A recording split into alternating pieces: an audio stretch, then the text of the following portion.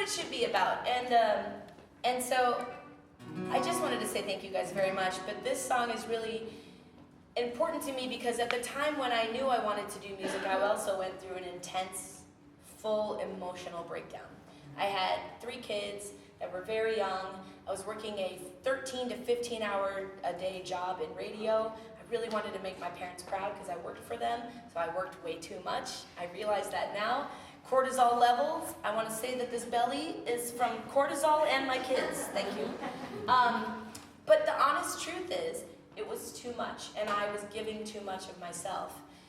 And I had an absolute emotional mental health breakdown in the parking lot of the radio station one day when my oldest daughter was 5. My kids are now 22, 21, and 19. But at the time, they were 5, 4, and 2. And there was a lot going on.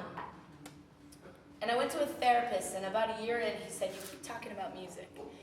How come you don't do it?" And I said, "It's not a real job." And he said, "Have you ever written a song?" I said, "No, I can't say what I really think." And he wrote me a prescription, literally. And I do have my EP that I came out with, Jeni Grouws, that I wrote because of him. He encouraged me to write words. They weren't all, Route 5 is off of there, Jonas on the Road was written about that time from the Jeni Grouws band. But he encouraged me to kind of be free to open up my feelings. So I wrote a song based on a book. Do you guys remember the book called The Last Lecture? Thank you. A lot of nodding heads. The guy, his name was Jay, and I forget his last name, but he was dying of cancer. And he wrote, at his college, they did a thing called the Last Lecture series. He wrote a book about it, and it was his chance to sort of give his last lecture to the students. But this one actually was one of his final lectures. That was the irony of it.